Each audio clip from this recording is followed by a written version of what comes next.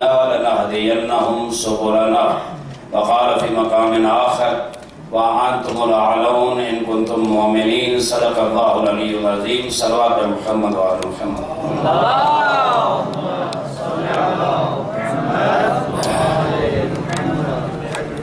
میں سب سے پہلے بزرگان خصوصاً استاد بزرگوار حضرت آیت اللہ رضازاد مقتدر العالی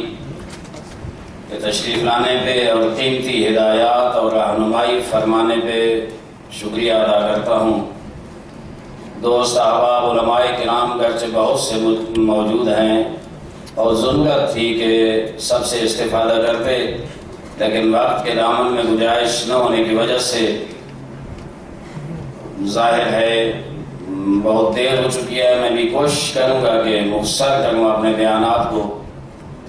اور یہ سعادت ہے کہ میں حوزہ علمیہ مشہد میں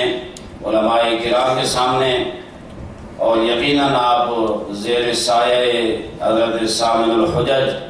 حضرت علی ابن موسیٰ رضا علیہ السلام جس انداز میں زندگی گزار رہے ہیں، تعلیم حاصل کر رہے ہیں، زائرین جو تشریف لائے ہوئے ہیں سعادت زیارت سے بہرہ مند ہو رہے ہیں۔ اللہ کی نیک ترین مخلوق ہیں، انشاءاللہ خداوند کریم آپ سب کی اور ہم سب کی توفیقات خیر میں اضافہ فرمائے۔ آپ کے نورانی اور مقدس چہروں کو دیکھ کے احساس سے خوش وقتی کر رہا ہوں۔ خداوند کریم انشاءاللہ اسی انداز میں مکتب مقدس تشیع کے دفاع کے حوالے سے ہمیں موفق و مؤید فرمائے۔ چاہتا تھا بہت مفصل آپ کے ساتھ خطاب کروں اور جو مسائل ہیں پاکستان میں تشیع کے حوالے سے مفصل ڈسکس کروں، لیکن وقت کی نزاکت کو دیکھتے ہوئے کوشش کروں گا مختصر اشارہ کروں۔ آپ جس نظام میں رہ رہے ہیں، جس نظام مقدس میں رہ رہے ہیں، نظام مقدس ولایت فقیہ، یقیناً سعادت مندی ہے، اور جس انداز میں ولی امر مسلمین اور رہبر معظم انقلاب دنیا اسلام میں بلکہ مستضعفین جہان میں جس انداز میں اپنا پیغام حریت و آزادی پہنچا رہے ہیں، اور جس انداز میں استقلال کے پرچم لہراتے ہوئے، میں سمجھتا ہوں یہ تشیع کے لیے باعث افتخار ہے کہ آج کی اس ظلمت بھری دنیا میں جہاں اکثریت اوروں کی ہے، شیعہ بہت کم تعداد میں دنیا میں موجود ہیں، لیکن نظام مقدس اہل بیت کو کا پرچم تھامے ہوئے حضرت امام رحمۃ اللہ علیہ نے جو خدمت کی اسلام کی، اور آج کے دور میں جس انداز میں ولی امر مسلمین اس پرچم کو اٹھائے ہوئے آگے بڑھ رہے ہیں، ہم سب کے لیے واقعاً باعث سعادت ہے اور باعث فخر ہے۔ اور شاید دنیا کو ان حقائق کا پتہ نہ ہو، دنیا شاید اندھیروں میں ہو، چونکہ سامراجی قوتیں اور استعماری قوتیں، ابلیسی طاقتیں اس مقدس راستے میں روڑے اٹکانے کے لیے ہر قسم کے ہتھ کنڈے استعمال کر رہے ہیں۔ اور میں یہاں یاد کروں گا کہ سامراجی قوتیں سب سے بڑی رکاوٹ اپنے استبداد اور اپنے کبر و نخوت کے لیے سب سے بڑی جو رکاوٹ طاغوتی طاقتیں سمجھتی ہیں، وہ تشیع کو اپنے راستے میں رکاوٹ سمجھتی ہیں، جس وجہ سے آج عالمی سطح پہ تشیع کے خلاف بہت بڑی سازش ہو رہی ہے تشیع کو کچلنے کے حوالے سے۔ چونکہ مجھے یاد آ رہا ہے قائد شہید علامہ سید عارف حسین حسینی کے شہادت پہ جو حضرت امام رحمۃ اللہ علیہ نے پیغام دیا تھا، اس میں فرمایا تھا کہ ہم نے دوسرے لوگوں کو دیکھا ہے اور میں ان کے حوالے سے کچھ کہنا نہیں چاہتا، لیکن امام نے فرمایا تھا کہ طاغوتوں کے دسترخوانوں پہ ہڈیاں چوسنا ان لوگوں کا کام ہے، لیکن شہید حسینی کی طرح سینہ سپر ہو کے اپنے سینے میں گولیاں کھا کے تشیع کے مقدس پیغام کو آگے بڑھانے کے لیے اپنے آپ کو قربان کر کے تشیع کے پیغام کو آگے بڑھانا، یہ تشیع کا طرح امتیاز ہے اور یہ تشیع کی خصوصیت ہے۔ نہ جھکنا، نہ بکنا، نہ سودا بازی کرنا، نہ کمپرومائز کرنا، یہ تشیع کا امتیاز اور خصوصیت ہے، اور کسی میں یہ خصوصیت نہیں پائی جاتی۔ اور آج میں سمجھتا ہوں ابھی چند دن پہلے ایک بہت بڑے حکومت پاکستان کے ذمہ دار ہیں، ان سے ملاقات ہوئی تو انہوں نے مجھے یہ کہا کہ دوسرا گروہ جو ہے تکفیری گروہ، ان کی سوچ یا وہ یہ کہتے ہیں کہ شیعہ لوگ جہادی نہیں ہوتے، یہ جہاد کے قائل نہیں ہیں، یہ کہتے ہیں صرف امام زمانہ آئیں گے تو ہم جہاد کریں گے۔ میں نے کہا جناب شیعہ جہاد، میں نے سمجھایا سارا ابتدائی جہاد کیا ہوتا ہے، دفاعی کیا ہوتا ہے اور ہمارا نظریہ کیا ہے، اور میں نے کہا جہاں اسلام کے قلعے پہ جہاں چڑھائی ہوتی ہے، جہاں مسلمانوں کے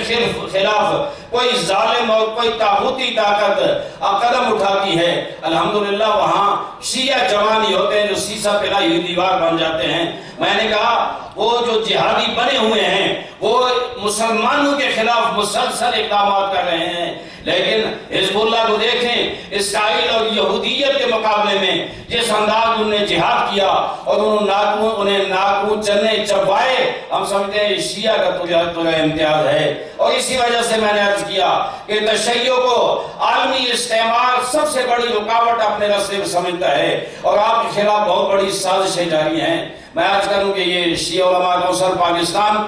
50 سال تقریباً مکمل ہو گئے ہیں۔ سید محمد دہلوی مرحوم جو قائد ملت جعفریہ اور شیعیان پاکستان کے راہبر تھے، ان سے شروع ہو کر ان کے بعد علامہ مفتی جعفر حسین اعلی اللہ مقامہ الشریف، اس زمانے میں تحریک نفاذ فقہ جعفریہ بنی اور تشیع کے حقوق کی جس انداز میں انہوں نے جنگ کی اور جس انداز میں طاغوتوں کے مقابلے میں سینہ سپر ہو کر آگے بڑھے، میں ان کو سلام عقیدت پیش کرتا ہوں۔ ان کے بعد قائد شہید علامہ سید عارف الحسینی نے وہ پرچم تھاما، اسے آگے بڑھاتے ہوئے، اور ظاہر ہے ان کو ایک شرف بھی نصیب ہوا کہ نمائندہ حضرت امام بھی تھے اور نمائندگی امام میں اور ان کی رہنمائی میں آگے بڑھے اور تشیع کو منسجم کیا، اتحاد و وحدت کے ساتھ تشیع کے حقوق کے دفاع کے لیے آگے بڑھے اور انتہائی کامیابیاں حاصل کی۔ لیکن ظاہر ہے دشمن کو تشیع کی وہ کامیابی قابل قبول نہ تھی، ان کو راستے سے ہٹانے کے لیے انہیں شہید کر دیا گیا۔ لیکن مجھے ایک ان کے ساتھی، مخلص ساتھی کا وہ جملہ یاد ہے کہ جب قائد شہید ہوئے تو مجھے ایسے محسوس ہوا کہ پاکستان میں ہم نے ایک بہت بڑی ساختمان اور بلڈنگ تعمیر کی، اور قائد کی شہادت پہ مجھے یہ محسوس ہوا کہ وہ بلڈنگ اور وہ ساختمان دھڑام سے گر گئی ہے، جیسے اس بلڈنگ کے نیچے سے کوئی اینٹ ہٹائے وہ پوری بلڈنگ زمین بوس ہو جاتی ہے، مجھے ایسے محسوس ہوا۔ لیکن ان کا یہ فرمانا تھا کہ قائد شہید کی شہادت کے بعد جب ملت کے زعماء اور علماء اور بزرگان نے یہی قیادت کا پرچم راہبر شیعیان پاکستان علامہ سید ساجد الندوی کے ہاتھ میں تھمایا تو کہا میں نے اطمینان کا سانس لیا، چونکہ میں نے قائد شہید سے یہ جملے سنے تھے، اس شخص میں وہ بصیرت ہے، اس شخص میں وہ دانشمندی ہے کہ اگر یہ قوم مجھے اجازت دیتی میں اپنی زندگی میں وہ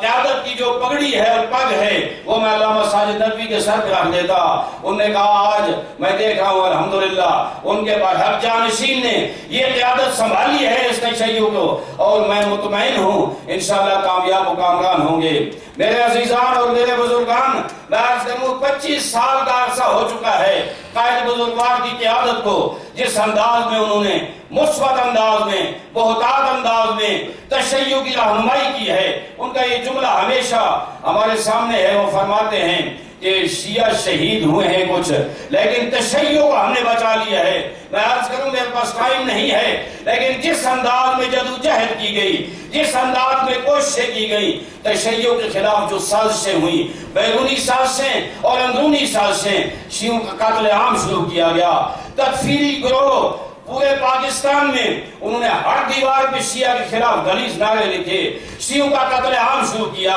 بلکہ فتوے دیے گئے کہ شیعہ کی ناموس حلال ہے، شیعوں کا قتل واجب ہے۔ یہ نعوذ باللہ تکفیری نعرے لگا کر تشیع کے خلاف اس مقدس مشن کو روکنے کی کوشش کی گئی، لیکن الحمدللہ ان 25 سالوں میں ہم نے اس سازش کا مقابلہ کیا، اور آج اگر پاکستان کی وضعیت اور پاکستان کے اوضاع و احوال کو دیکھیں تو خدا شاہد ہے آج وہ تکفیری گروہ جو آپ کو کنار ایک دیوار کے ساتھ لگانا چاہتا تھا آج وہ گندگی کے ڈھیر پہ کھڑا ہے، اور تشیع وسط ملت میں، وسط امت میں اس مین سٹریم پہ موجود ہے اور بھرپور انداز میں اس ملک میں بلکہ عالمی سطح پہ ایک کردار ادا کر رہے ہیں۔ مجھے بتائیں اتنی بڑی تکفیری مہم، اتنی بڑی غلیظ مہم، اتنی بڑی تشیع کے خلاف سازش عالمی سامراج کی طرف سے اور پاکستان میں مختلف اداروں کی طرف سے، اور پھر ان کو پالا گیا، پوسا گیا کسی ایک عامل کے دور میں،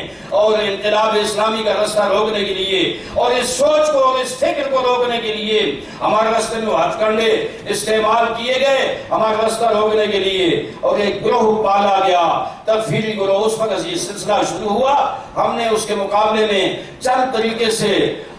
سد راہ ہوئے، اور ایک خصوصاً اہم ترین نکتہ جو ہمارے سامنے تھا وہ یہ کہ تکفیری گروہ ہمیں الگ کرنا چاہتا ہے، ہمیں دیوار کے ساتھ لگانا چاہتا ہے، لذا ہم اس سوچ کے ساتھ آگے بڑھے کہ ہم تشیع کو تنہا نہیں رہنے دیں گے، ہم شیعیان حیدر کرار کو وسط میں اور میدان میں امت کے ساتھ رکھیں گے۔ قرآن کا جو فرمان ہے ان هذه امتکم امۃ واحدہ، یہ امت واحدہ ہے، اسی قرآنی تصور کو اجاگر کرنے کے لیے قائد محبوب نے وہ کردار ادا کیا کہ خواہ دیوبندی علماء ہوں، خواہ بریلوی علماء ہوں، خواہ سلفی اور اہل حدیث کے علماء ہوں یا جماعت اسلامی والے ہوں، ہر طبقہ فکر، ہر مسلک کا آدمی علامہ ساجد ندوی صاحب کو اپنا قائد تسلیم کرتا ہے۔ مجھے وہ وقت یاد ہے جب پشاور سے بھی آگے بہت دور جہاں صرف دیوبندی رہتے ہیں، نہ وہاں کوئی شیعہ ہے نہ وہاں کوئی بریلوی ہے، مولانا فضل الرحمان صاحب کا جلسہ تھا، انہوں نے قائد محبوب کو دعوت دی۔ علامہ صاحب جس وقت ایسی لباس کے ساتھ ہم سمجھے تشیع کے لیے افتخار ہے ادھر پہنچے، اور علامہ صاحب نے اتحاد و وحدت کے ساتھ جب گفتگو شروع کی تو ان کے اتباع سے یہ نعرہ لگا کہ ساجد کے فرمان پہ جان بھی قربان ہے، قائد کے فرمان پر جان بھی قربان ہے، قائد کے اعلان پر جان بھی قربان ہے، قائد کے فرمان پر جان بھی قربان ہے، قائد کے اعلان پر جان بھی قربان 2002 میں بہت بڑا ایک پلیٹ فارم اتحاد و وحدت کا بنایا گیا جس میں 6 جماعتیں شامل تھیں۔ میں تفصیل میں نہیں جاتا، آپ جانتے ہیں وہ 6 جماعتیں ایسی تھی کہ ہر مسلک کی نمائندگی کرتی تھی، ہر مسلک کی بڑی جماعتیں اہل حدیث کی، بریلویوں کی، دیوبندیوں کی اور شیعہ کی ایک جگہ مل کر بیٹھی، اور اس میں قائد ملت کی کوششیں اور کاوشیں کسی سے پوشیدہ نہیں ہیں۔ اس سے پہلے ملی یکجہتی کوثر بنی، اس کے بعد متحدہ مجلس عمل نے جو کامیابی حاصل کی، تاریخ پاکستان میں مذہبی اور دینی جماعتوں کو وہ کامیابی نصیب نہ ہوئی، باوجود کوشش کے تکفیری گروہ شیعہ کا دشمن اس اتحاد میں شامل نہ ہو سکا، اور اسمبلی میں 58 سیٹیں الحمدللہ اس اتحاد نے حاصل کی۔ اس کے بعد آج کا دور دیکھیں تو ملی یکجہتی کوثر 28 جماعتیں، توجہ فرمانا، 28 جماعتیں اس وقت، جس میں مین دیوبندی جماعتیں، بریلوی جماعتیں، سلفی جماعتیں اور شیعہ جماعتیں اس میں موجود ہیں۔ الحمدللہ اتحاد و اخوت کے ساتھ، بھائی چارے اور محبت کے ساتھ جس انداز میں آگے بڑھ رہے ہیں وہ شکست ہے آپ کے اس دشمن کی جو تکفیری سوچ رکھتا ہے، جو شیعوں کو دیوار کے ساتھ لگانے کی کوشش کرتا تھا، جو شیعوں کے قتل عام میں ڈائریکٹ ملوث ہے، جو شیعوں کے خلاف غلیظ مہم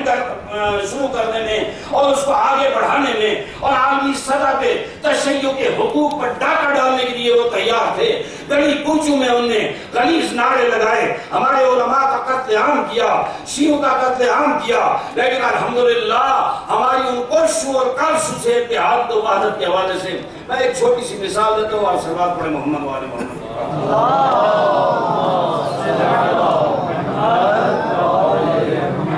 مجھے نہیں پتا آپ کے پاس کتنا ٹائم ہے، کوشش کروں گا مختصر کرنے کی کوشش کر رہا ہوں تاکہ ظاہر ہے شب جمعہ بھی ہے، آرام کا ٹائم بھی ہے، زیادہ مزاحم نہیں ہوں گا۔ میں عرض کروں کہ 2011 میں ملی یکجہتی کوثر کے پلیٹ فارم سے پاکستان میں اتحاد امت کانفرنس ہوئی۔ کنونشن سینٹر جناح ہال جو معروف ہے، بڑے بڑے پروگرام وہاں ہوتے ہیں۔ قاضی حسین احمد مرحوم کی کوششوں اور کاوشوں سے ان کے اس وقت وہ صدر تھے، بہت بڑی کانفرنس ہوئی جس میں 2500 علماء کو دعوت دی گئی۔ 12 اسلامی ممالک کے لوگ اس کانفرنس میں موجود تھے، اور بڑے بڑے مفتی پاکستان کے، مفتی تقی عثمانی ہو، مفتی رفیع الدین عثمانی ہو، مفتی منیب الرحمان ہو، مولانا فضل الرحمان ہو، سید منور حسن ہو، باقی سب یہ بزرگان اس اتحاد امت کانفرنس میں شریک اور بہت خوبصورت خطاب ابھی تک ریکارڈ میں موجود ہیں۔ اس میں مولانا سمیع الحق صاحب نے ایک کوشش کی تھی کہ قاضی حسین احمد کے پاس ایک وفد بھیجا کہ مہربانی کریں وہ فلاں مخصوص گروہ وہ بھی تو لا الہ الا اللہ محمد رسول اللہ پڑھتے ہیں اور ان کو بھی شامل کریں اور دعوت دیں اس کانفرنس میں۔ قاضی صاحب نے مجھے فرمایا کہ جائیں علامہ صاحب کو کہیں اس طرح کی کوئی تجویز آئی ہے، آپ کی کیا رائے ہے؟ علامہ صاحب نے مجھے دو ٹوک الفاظ میں فرمایا جا کر قاضی صاحب کو بتائیں کہ پہلے سے طے شدہ ہے کہ اگر کسی اتحاد میں سپاہ صحابہ آئے گی تو ساجد نقوی وہاں نہیں بیٹھے گا۔ ایک خوبصورت جملہ تھا، انہوں نے فرمایا کہ جہاں نجاست ہوتی ہے وہ طہارت کا آنا مشکل ہوتا ہے، ایک ہی برتن میں نجاست اور طہارت جمع نہیں ہو سکتے۔ یہ جب فرمایا میں کیا قاضی صاحب کے پاس 28 جماعتوں کے سربراہ بیٹھے تھے، بعض اپنی شیعہ جماعتیں وہاں موجود تھی، ان کے سربراہ وہاں موجود تھے، قاضی صاحب کے ساتھ بات ہوئی، میں نے پیغام پہنچایا تو جماعت اسلامی کے لیاقت بلوچ صاحب نے مسئلہ اٹھایا، انہوں نے کہا قاضی صاحب ان کا پیغام آیا تھا کہ ہم بھی شامل ہونا چاہتے ہیں۔ یقین کریں یہ جملے ہماری ملت تشیع کے لیے باعث فخر اور باعث افتخار ہیں۔ قاضی حسین احمد نے اس بڑے میٹنگ میں ارشاد فرمایا کہ ساجد نقوی کا احسان صرف شیعوں پہ نہیں ہے، صرف سنیوں پہ نہیں ہے۔ ساجد نقوی کی ملت کے خلاف جس انداز میں غلیظ پروپیگنڈا شروع کیا گیا، جس انداز میں تکفیر کے نعرے لگائے گئے، ساجد نقوی کے پاس جوان بھی ہیں، ان کے پاس ملت بھی ہے۔ اگر وہ چاہتے اپنے ملت کے جوانوں کو کہتے آگے ان کا مقابلہ کرو تو پاکستان کی گلی کوچے میں جنگ ہوتی، پاکستان کی ہر گلی میں خون کے سیلاب ہوتا، لیکن ساجد نقوی نے حکمت عملی کے ساتھ، دانش مندی کے ساتھ اس مہم غلیظ مہم کا مقابلہ کیا، چونکہ وہ سمجھتے تھے یہ پاکستان کی سالمیت کے خلاف سازش ہے، یہ مسلمانوں کے خلاف سازش ہے۔ تو انہوں نے فرمایا ساجد نقوی شیعوں کے، سنیوں کے، تمام امت کے، حتیٰ پاکستان کے محسن ہیں، لذا جب تک ساجد نقوی راضی نہیں ہوگا میں ان کو اس اتحاد میں شامل نہیں کر سکتا۔ یہ یکیتی کوثر کے پلیٹ فارم سے سوال ہے۔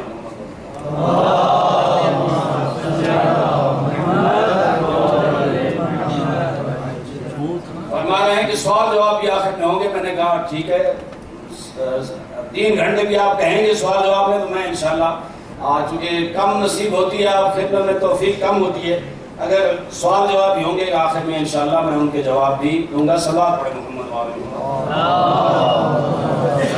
اور پھر وہ اتحاد امت کانفرنس ہوئی، ساجد نقوی، مولانا فضل الرحمان، سید منور حسن، مولانا فضل الرحمان کی زیر صدارت وہ نشستیں 2 روز جاری رہیں۔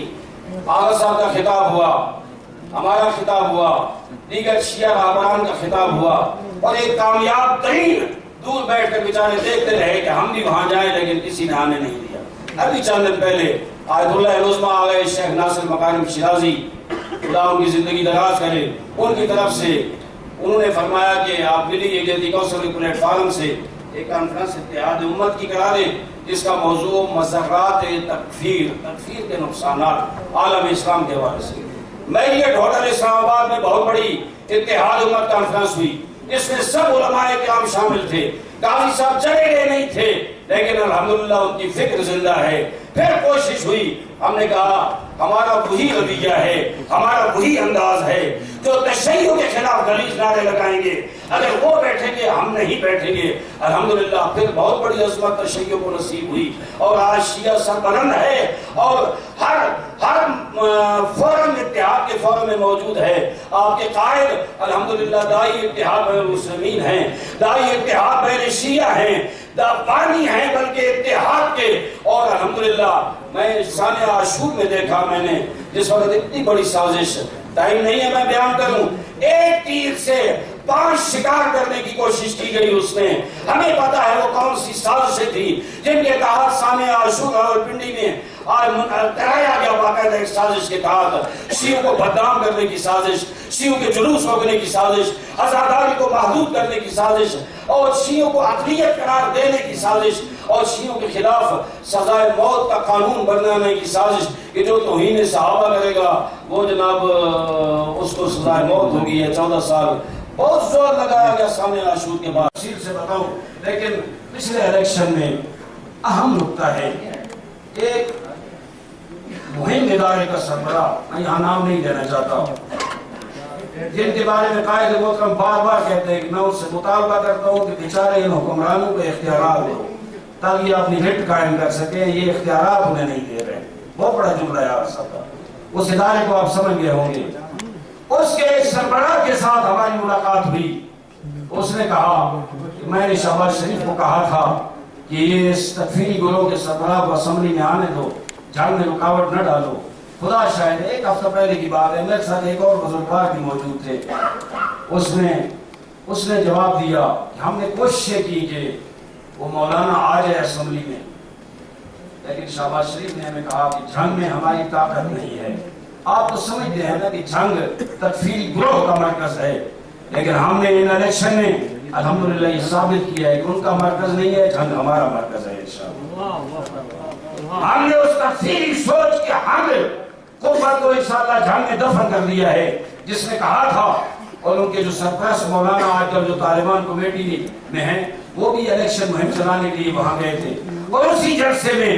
اس گروہ کے سربراہ نے جو کینڈیڈیٹ تھا اس نے اعلان کیا تھا کہ 11 مئی کو میرے اور ساجد نقوی کے درمیان یہاں جنگ میں مقابلہ ہے۔ اب میں نواز شریف کے ساتھ مقابلہ نہیں کر رہا بلکہ ساجد نقوی کے ساتھ مقابلہ ہے۔ اس غلیظ شخص نے جملہ کہا تھا کہ جو ہار جائے گا 11 کو اس کا منہ کالا کر کے یہاں جنگ کے بازاروں اور گلیوں میں پھیلایا جائے۔ اور پھر تاریخ نے کیا خوبصورت درس سے دیا کہ 11 کی شام جب ہوئی، رات سر پیٹ کر رو رہا تھا، وہاں ساجد نقوی کی فتح ہوئی تھی۔ فقط ایک جھنگ شہر میں قومی اسمبلی کی سیٹ پہ فتح نہیں ہوئی، ہم نے جو کوششیں اور کاوشیں کی، پورے صوبائی صدور ہمارے آگے جھنگ میں بیٹھ گئے، ہمارے مرکزی سینئر نائب صدر جھنگ میں بیٹھ گئے۔ شہباز شریف کے بارے میں وہ کہتا ہے آگے شہباز شریف نے مجھے کہا کہ وہاں میری قوت نہیں ہے، اگر میں اب وہاں چاہوں بھی صحیح تو میں لدھیانوی کو اسمبلی میں نہیں بھیج سکتا، وہاں ساجد نقوی کی قوت ہے،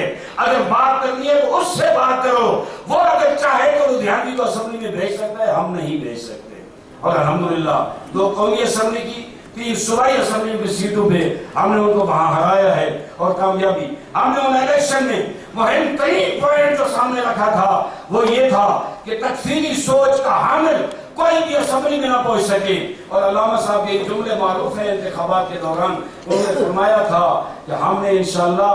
پارلیمنٹ کی ان کھڑکیوں اور ان دروازوں کو ہمیشہ کے لیے بند کر دیا ہے جہاں سے تکفیری سوچ کے حامل لوگ اسمبلی میں پہنچ کر تشیعوں کے خلاف وہاں غلیظ تقریریں کر سکیں۔ اور اللہ کا شکر، ابھی چند دن پہلے کی بات ہے، شاید 1 مہینہ نہیں ہوا، اسی شخص نے ہمیں کہا، آپ نے سنا ہوگا اور پوری شیعہ قوم پریشان تھی اس مسئلے کے لیے، کیا ہے اچانک اعلان ہو گیا کہ فیصل آباد کے ایک الیکشن ٹریبونل نے فیصلہ دیا ہے کہ شیخ اکرم رد صلاحیت ہو گیا ہے، نااہل ہو گیا ہے، اور لدھیانوی جو ہارا ہوا امیدوار تھا وہ اسمبلی میں پہنچ گیا، وہ اسمبلی کا ممبر بنا۔ ہمیں پریشانی کا اچانک خبر ہے کیا سازش ہے، کیا توقع ہے۔ رابطے ہوئے تو پتہ چلا ایک بہت بڑے ادارے کے سربراہ نے یہ حکم دیا ہے، اور آغا صاحب کو پیغام اس نے دیا کہ ہماری خواہش ہے کہ وہ اسمبلی میں پہنچے۔ آغا صاحب نے اسے فون پہ کہا کہ آپ کی یہ خواہش میں پوری نہیں ہونے دوں گا، اور پھر ہم متحرک ہوئے، مختلف ملاقاتیں ہوئی، چیف جسٹس آف پاکستان تک ہم نے پیغام پہنچایا کہ اگر یہ ہوگا تو ہم بغاوت کریں گے عدالتوں کے خلاف بھی اور اس نظام کے خلاف بھی۔ ایک قوم کا مینڈیٹ ہے، جب اگر شیخ اکرم نااہل ہوا ہے، وہ ووٹر جس نے اپنے ووٹوں کے ساتھ اسے ہرایا ہے وہ تو نااہل نہیں ہوا۔ الحمدللہ ان کافشوں نے رنگ لایا، اگرچہ بہت جلد بازی میں وہی صاحب کہہ رہے تھے کہ ہم نے الیکشن کمشنر کا نوٹیفیکیشن فوری جاری کرو تاکہ اسمبلی میں جا کر حلف اٹھائے، اور اس نے کہا تھا جہاں میرے اس کے جملے تھے، میں تو اس کی جملے ادا کر رہا ہوں کہ جہاں میرے شہید قائد اعظم طارق نے سیاسی سفر ختم کیا تھا میں وہاں سے شروع کروں گا۔ اور یہ 5 تاریخ جو ابھی چند دن پہلے گزری ہے، اس کو اعلان ہوا تھا کہ اس نے حلف اٹھانا ہے، اور بہت پورے پاکستان کو جمع کر رہے تھے کہ جہاں اعظم طارق مارا گیا تھا وہاں سے جلوس کی شکل میں وہ اسمبلی جائیں گے، اور اس نے کہا تھا میں جاتے ہی ناموس سے صحابہ بل پیش کروں گا، شریعت بل پیش کروں گا، اور میں بتاؤں گا کہ تحفظ ناموس سے صحابہ کیسے ہوتی ہے۔ اللہ کا شکر ہے اس کے خواب ایک دفعہ پھر ادھورے رہ گئے، اور وہ کھڑکیاں جو بند ہوئی تھی ابھی تک بند ہی پڑی ہیں۔ نوٹیفیکیشن سپریم کورٹ نے معطل کر دیا. یہ ایسے سادہ بات نہیں تھی. بہت بڑے رابطوں کے ساتھ آج یہ فیصلہ ہوا ہے. قوم کو آگاہ کرنے کی ضرورت ہے کہ اس قوم کے اس حوالے سے کتنی مشکلات پیش آئیں. وہ جو قانون سازی کی بات کرتے ہیں, ہم نے ہر فورم پہ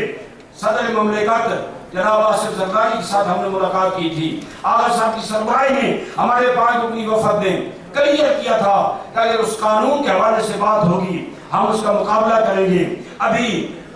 یہ جو صدر ابھی موجودہ ہیں ممنون حسین صاحب, یہ ایک محفل میں ان کے ایک پروگرام میں علامہ صاحب کی سطح پہ بیٹھے تھے. ایک صاحب نے کہہ دیا کہ وہ قانون پاس ہونا چاہیے, لیکن علامہ صاحب نے اپنے خطاب میں اس کے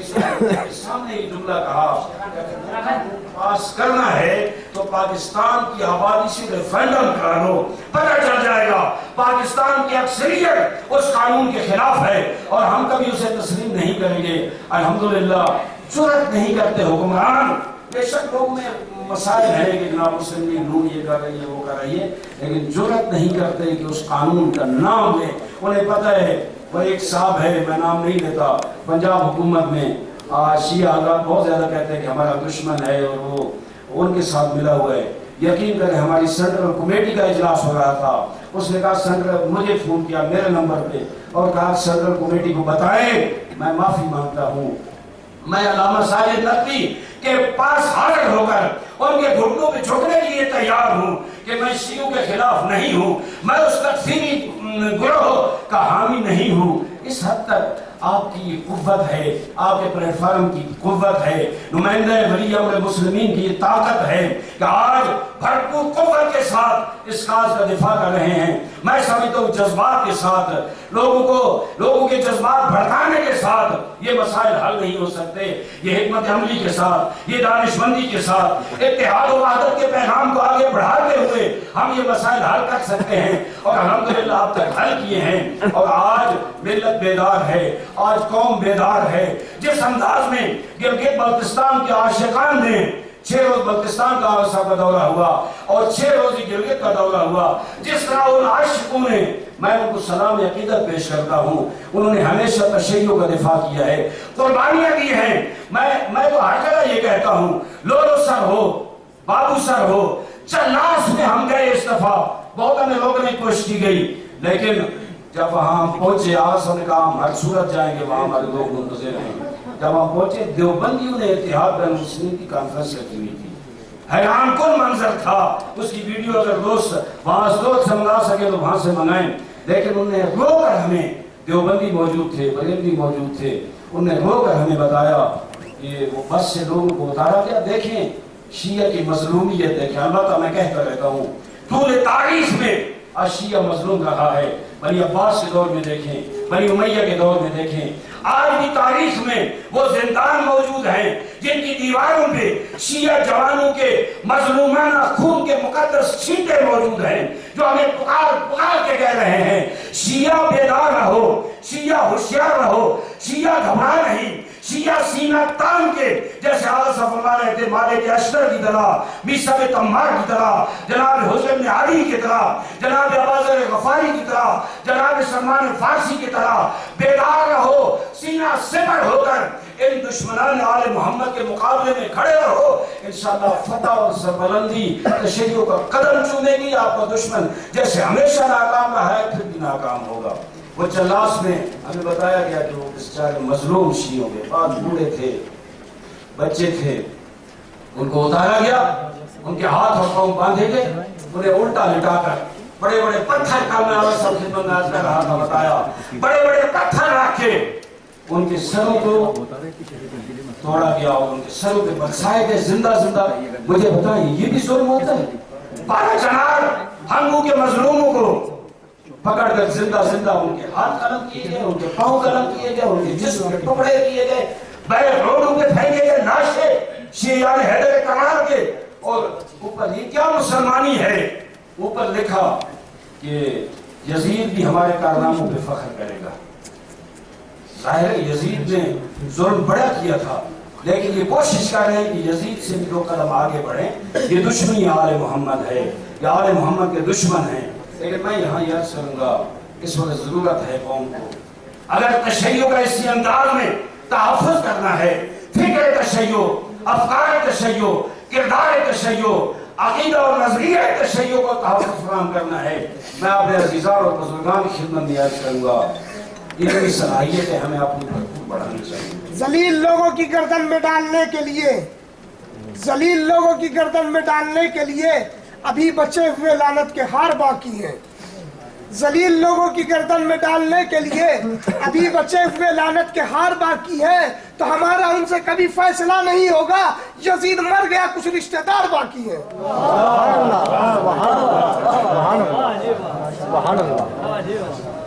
غالب صاحب کا پیغام ہے یہاں کے علماء کرام پاکستانی اور طلاب عزیز کے لیے، وہ فرما رہے ہیں تشیع پہ مشکل وقت ہے۔ جس انداز میں یقین کریں آج پاکستان کی صورتحال یہ ہے کہ ٹیلی فون کرتے ہیں، مثلا جامع الکوثر میں شیخ محسن نقوی صاحب کو فون کیا، جامع الکوثر خطرے میں ہے، جیسے عباس ٹاؤن میں دھماکہ ہوا تھا اس طرح دھماکہ ہو سکتا ہے، آپ اپنی حفاظت کا انتظام کریں۔ کتنی کمزور ریاست ہے، کتنے کمزور حکمران ہیں آپ کے، اور پھر جس وقت ان کے خلاف کوئی کارروائی کرتے ہیں تو ادھر ادھر دیکھتے ہیں آگے کہیں ہمیں نہ نشانہ بنائیں، دوسروں کو مارتے ہیں، مارتے رہیں، ہمیں نہ نشانہ بنائیں۔ اور سب یہ فرمان اور پیغام ہے کہ حوزہ علمیہ مشہد ہو، حوزہ علمیہ قم ہو، جو عزیز پڑھ رہے ہیں انہیں یہ پاور ہونا چاہیے کہ پاکستان میں علمی میدان میں ان کا مقابلہ دیوبندیوں کے ساتھ ہے۔ بریلوی آپ کے ساتھ کھڑے ہوئے ہیں، اور یہ جو جلوسوں میں پابندی اور جلوسوں کو محدود کرنا، آزاداری پابندی، اس میں مجھے ڈاکٹر ابوالخیر زبیر نے یہ خود جملے کہے ہیں کہ آپ ہمارا دفاعی مورچہ ہیں۔ اگر عاشورہ کے جلوسوں میں پابندی ہم نے قبول کی یا ہم نے ان کا ساتھ دیا، اس کا معنی ہے اگلا مرحلہ عید میلاد النبی کے جلوسوں میں پابندی ہوگی، ہم یہ کبھی برداشت نہیں کریں گے۔ ہم علامہ ساجد نقوی صاحب کے ساتھ کھڑے ہیں اور کھڑے رہیں گے، لیکن میں عرض کروں آپ کا جو دشمن ہے وہ فکر ہے، وہ سوچ ہے۔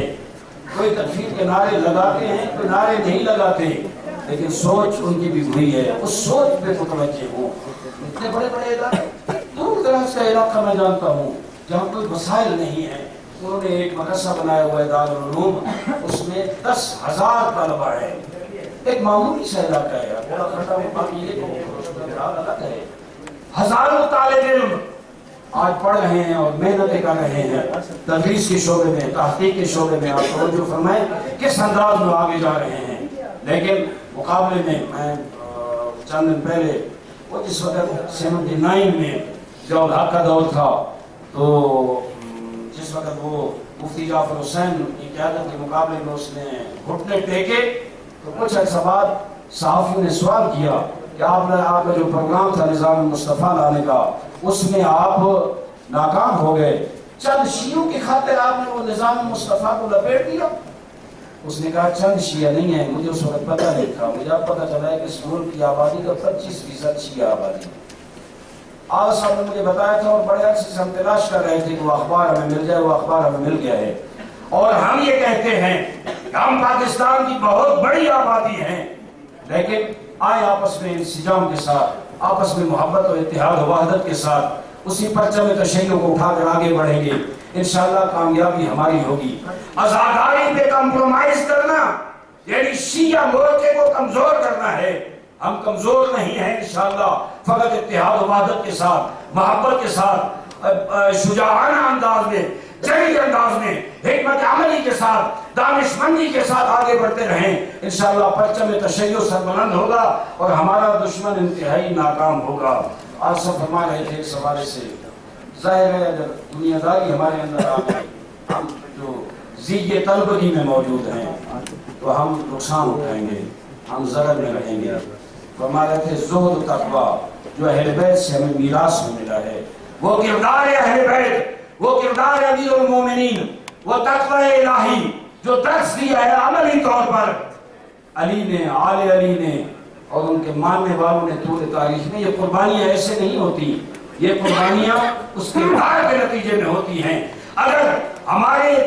اسلاف دشمنوں کے مقابلے میں جھکے نہیں ہیں، بکے نہیں ہیں، لوگ بکتے ہیں، کسی کے اشاروں پہ کام کرتے ہیں، لیکن تشیع نہ جھکا ہے نہ بکا ہے، اس کا سرفراز و سربلند ہے، وہ اس کردار کا نتیجہ ہے، وہ اس تقوی الہی کا نتیجہ ہے، وہ زہد و پارسائی کا نتیجہ ہے۔ مجھے قائد کے وہ جملے یاد رہے کہ میں خشک روٹی کھاؤں گا، میں چٹائیوں پہ بیٹھوں گا، لیکن میں کسی سے بھیک نہیں مانگوں گا، میں کسی کے دروازے پہ اپنی زمین نہیں جھکاؤں گا۔ جو اللہ کے دروازے پہ جھکتا ہے وہ کسی کے دروازے پہ نہیں جھکتا۔ تو یہ کردار اگر ہمارا رہا، جس انداز میں ہمیں خدا نے قائدین عطا کیے، آپ دنیا میں دیکھیں، حضرت امام رحمۃ اللہ علیہ ہو، رہبر معظم ہو، لبنان میں آغا سید حسن نصر اللہ ہو، سعودی عرب میں تشیع کس حالت میں ہے لیکن سربلند ہیں، بحرین کے شیعہ ہوں، شام میں جو شیعہ ہیں، اور باقی عرب ممالک میں اور دنیا میں پھیلے ہوئے تشیع، جن مشکلات کا افغانستان میں دیکھیں، کشمیر میں دیکھیں، باقی دیکھیں،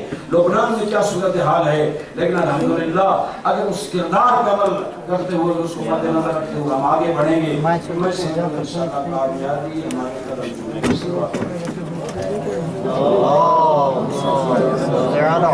اس لیے ضروری ہے کہ ہم اپنی تنظیمی فعالیت کو بڑھائیں۔ میں بڑے فخر سے یہ کہہ سکتا ہوں، مجھے بزرگ علماء نے، یہ جو جنگ کوثر کا اجلاس ہوا ہے اس کی رپورٹ یہاں موجود ہے، تصویری رپورٹ اخبار میں آئی ہوئی ہے، آپ دیکھ لیں گے۔ مجھے کہا تھا جب 2 سال پہلے جو کرنا، اور آپ نے جو رہبران ہیں، آپ نے جو صوبائی صدور ہیں، آپ نے جو مرکزی ذمہ دار ہیں، وہ سے اس انداز میں سوال کرنا یہ قوم کی بیداری کا نتیجہ ہے۔ اور دوسرے دن جب اختتام ہوا پروگرام کا، دوسرے دن صبح میں قائد محترم کی خدمت میں حاضر ہوا، انہوں نے مجھے فرمایا کہ میں آپ کو مبارکباد پیش کرتا ہوں کہ الحمدللہ آج تنظیم ایک مرتبہ پھر بھرپور انداز میں اپنے عروج پہ ہے۔ میں یہاں حوزہ علمیہ مشہد، حوزہ علمیہ قوم کے لیے پیغام لایا ہوں کہ دوستان، عزیزان، بزرگان، آئیں مل کر نمائندہ ولی فقیہ، نمائندہ رہبر معظم انقلاب کی زیر قیادت آگے بڑھیں گے، انشاءاللہ کامیابی ہمارے قدم چومے گی اور کوئی قوت ہمیں شکست نہیں دے سکتی۔ میں یہاں یہ وضاحت کروں، مجھ سے سوال ہوا ہے کہ اتحاد و وحدت کے حوالے سے، اتحاد تشیع کے حوالے سے آپ نے کیا کیا؟ میں نے کل آج دن کو پریس کانفرنس کی یہاں، اس میں نے عرض کیا کہ شیعوں کے اندر کوئی اختلاف نہیں ہے، سلیقے کا اختلاف ضرور ہو سکتا ہے، میں نہیں سمجھتا کوئی اختلاف ہو، ہم قومی ایشوز پہ ایک ہیں۔ میں جتنے بزرگان وہاں موجود ہیں، ہو سکتا ہے مختلف گروہ بنے ہوئے ہیں، لیکن آپ کے قومی پلیٹ فارم کی پالیسیوں کے ساتھ ہم آہنگ آگے بڑھ رہے ہیں، نمائندہ ولی امر مسلمین کی پالیسیوں کے ہمراہ آگے بڑھ رہے ہیں۔ تھوڑا بہت سلیقے کا اختلاف کوئی حرج نہیں ہے، یہ ہوتا ہے، یہ ہر ملت میں ہوتا ہے۔ آپ بریلیوں میں دیکھیں، آپ دیوبندیوں میں دیکھیں، ہم اتحاد و وحدت کے ساتھ آگے بڑھ رہے ہیں اور اس انداز میں رہبر معظم رہنمائی فرما رہے ہیں، ہماری صرف نہیں پوری دنیا کے مسلمانوں کی۔ میں حیران ہوتا ہوں ان کے خطابات جب سنتا ہوں، انہوں نے کبھی ایک مخصوص مسلک کا نام نہیں لیا، بلکہ وہ اسلام کی بات کرتے ہیں، وہ امت کی بات کرتے ہیں، اور ان کا جو فتویٰ ہے، میں سمجھتا ہوں بریلیوں میں، دیوبندیوں میں، سلفیوں میں ہم نے پاکستان میں پھیلایا کہ ہر مذہب کے مقدسات کا احترام کیا جائے، اور ان کے مقدسات، ایک مذہب ایک مسلک دوسرے کے مقدسات کا اگر بے احترامی کرے گا تو وہ شرعاً حرام ہے۔ بہت بڑا اثر ہوا ہے، اور ان کی دانشمندی ہے، جس انداز میں آگے بڑھ رہے ہیں انشاءاللہ تشیع روز بروز سر بلند ہو رہا ہے، آپ کا دشمن روز بروز ذلت رسوائی کے گڑھوں میں جا رہا ہے۔ میں اس سے زیادہ مزاحم نہیں ہونا چاہتا، اگر کوئی دوست سوال کرنا چاہتے ہیں تو میں السلام